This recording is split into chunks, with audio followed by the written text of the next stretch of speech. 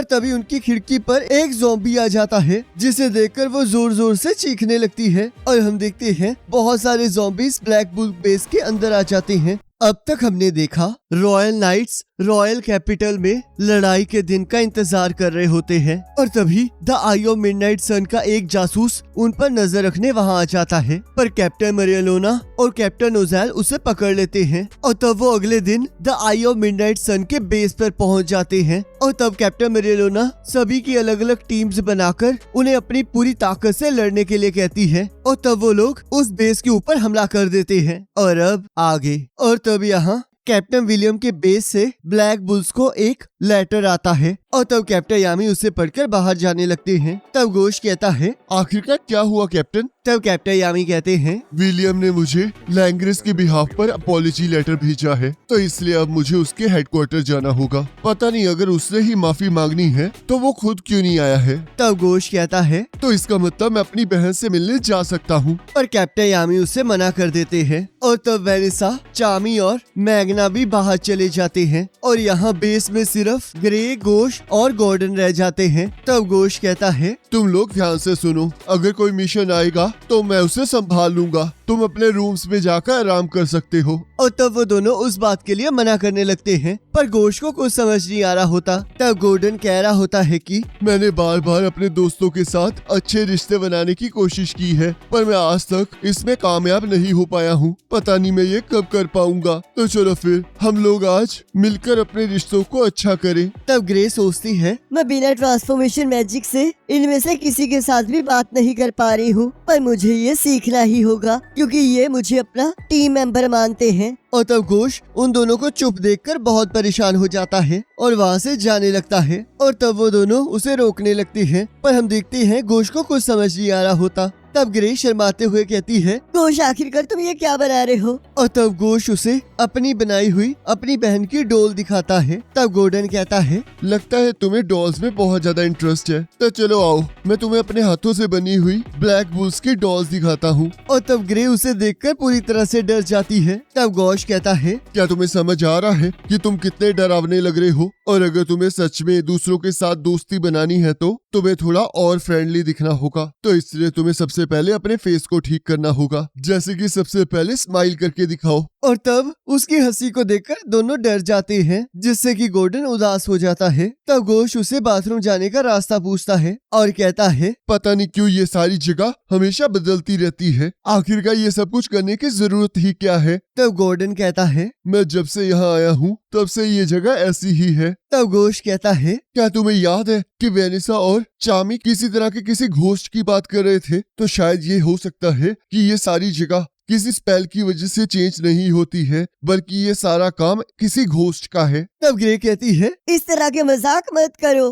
पर तभी उनकी खिड़की पर एक ज़ॉम्बी आ जाता है, जिसे देखकर वो जोर जोर से चीखने लगती है और हम देखते हैं बहुत सारे ज़ॉम्बीज ब्लैक बुल बेस के अंदर आ जाते हैं। तब गॉर्डन कहता है, ये तो बहुत सारी है, क्या ये मेरे दोस्त बनने आए हैं? तब गोश कहता है, क्या तुम्हारा दिमाग खराब हो गया है? मुझे नहीं पता ये किस लिए हो रहा है, पर लगता है ये किसी दुश्मन की चाल है, तो इसलिए लड़ाई के लिए तैयार हो जाओ। और तभी हम देखते हैं वो ज़ॉम्बी गोश की बनाई हुई डोल तोड़ देता है, जिससे गोश को गुस्सा आ जाता है और यहाँ हम देखते हैं ये हमला द आई ऑफ मिडनाइट सन के मेंबर्स ने किया होता है। तब सैली कहती है, तो आस्था यहाँ रहता है, पर ये कितनी बुरी बात है कि वो आज यहाँ नहीं है। काश मैं उसे आज पकड़कर उसकी चीर फाड़ कर पाती। तब रेडिस कहता है, लास्ट टाइम जो तुमने उसके साथ करना था वो तुम कर चुकी हो, आज मेरी बारी है। तब वोल्टर्स उन्हें आज के मिशन पर ध्यान देने के लिए कहता है और तभी हम देखते हैं गोश गुस्से में आकर अपने मिरर मैजिक से सारे ज़ॉम्बीज को बाहर फेंक देता है और कहता है, मुझे नहीं पता कि ये कौन बेवकूफ है जिसने हमारे बेस पर हमला किया है, पर अब उसे इस चीज का भुगतान करना ही होगा। तब रेडिस कहता है, तो तुम लोग आखिरकार बाहर आ ही गए। तब गोश कहता है, तुम लोग फिर से वापस आ गए। तब गॉर्डन कहता है, क्या तुम इन्हें जानते हो? तब गोश कहता है, ये लोग द आई ऑफ मिडनाइट सन के साथी हैं। तो बताओ आखिरकार तुम लोग यहाँ क्या करने आए हो? तब रेडिस कहता है, हम लोग तो यहाँ कुछ लेने आए हैं और शायद तुम्हें इसके बारे में पता ना हो, पर वो बहुत जरूरी चीज है। तब गॉर्डन कहता है, अगर तुम दोस्ती ढूंढ रहे हो तो तुम बिल्कुल सही जगह आए हो। तब रेडिस कहता है, तुम सभी लोग बेवकूफ हो। हम लोग जो चीज ढूंढने आए हैं वो हम ढूंढ के रहेंगे और तुम्हारे बेस को तबाह कर देंगे। तब गोश्त कहता है, पर इससे पहले मैं तुम्हें मार डालूंगा। और अपने मिरर मैजिक से उन पर हमला कर देता है। पर तभी सैली अपने जेल मैजिक से उसकी रे को रिफ्लेक्ट कर देती है। तब गोश्त सोचता है, मैं तो भूल ही गया था कि मेरा मैजिक इस लड़की के खिलाफ काम ही नहीं करता है। तब सैली कहती है, तुम्हारा नाम घोष है ना? हमारे लीडर ने तुम्हें मारने से हमें मना किया है, तो इसलिए तुम आज सेफ हो।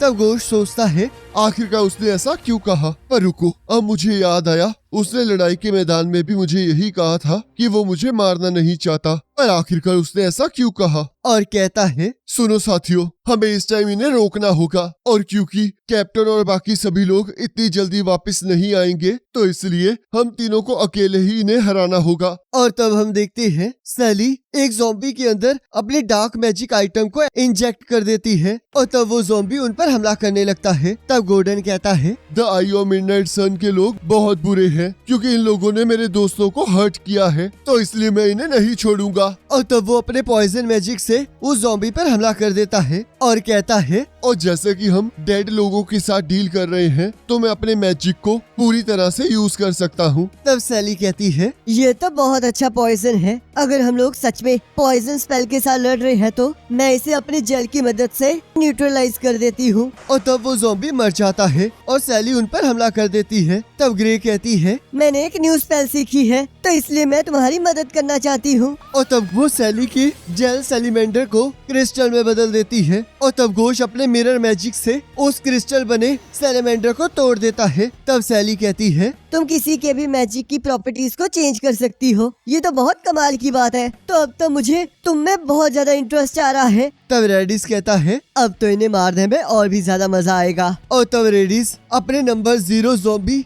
मिकेल सीजर को वहाँ बुला लेता है और तब सीजर उन पर हमला कर देता है। तब गोश सोचता है, ये तो एक साथ दो तरह के मैजिकल एट्रीब्यूट्स को यूज कर सकता है, और ये आखिरकार इतना ताकतवर कैसे है? तब रेडिस कहता है, इसे बनाने में बहुत मेहनत लगी है और इसके लिए मैंने 2 मैजिक नाइट स्क्वाड कैप्टन्स की बॉडीज को यूज किया है। और तब हम देखते हैं सीजर अपनी पूरी ताकत से उन तीनों पर हमला कर देता है और हम देखते हैं वो तीनों नीचे गिर जाते हैं। तब रेडिस कहता है, तुम जैसे लोग अपनी इस ट्रिक से इसे कभी नहीं हरा पाओगे। और तब वो उन ज़ॉम्बीज को उनके हाइडआउट को तबाह करने के लिए भेज देता है। तब गॉर्डन सोचता है, मेरी फैमिली हमेशा से कर्सिस से डील करती आई है, तो इसी वजह से मुझे फ्रेंड्स बनाना अलाउड नहीं था, तो इसलिए मैं कभी भी लोगों के साथ बात नहीं कर पाया और मेरे पास इतना खतरनाक पॉइजन मैजिक आ गया, जिस वजह से सभी लोगों ने मुझे दूर कर दिया। तब ग्रे सोचती है, क्योंकि मेरे अंदर सेल्फ कॉन्फिडेंस नहीं है, तो मैं कभी भी किसी के सामने अपनी ट्रू फॉर्म को नहीं रिवील कर पाई, तो इसी वजह से लोग मुझ पर विश्वास नहीं कर पाए और उन्हें लगा मैं बहुत अजीब हूँ, जिस वजह से मैं हमेशा अकेली रह गई। और तब वो दोनों सोचते हैं, पर इन लोगों ने यहाँ हमें बहुत ज्यादा खुशियाँ दी है और इन लोगों ने हमें पूरी तरह से एक्सेप्ट किया है और हमने एक साथ बहुत मजे किए हैं। तब गोश कहता है, आखिरकार अब हम लोग क्या करें? इस तरह तो हम लोग इन्हें नहीं हरा पाएंगे। तब गॉर्डन और ग्रे कहते हैं, इस तरह हार मत मानो गोश,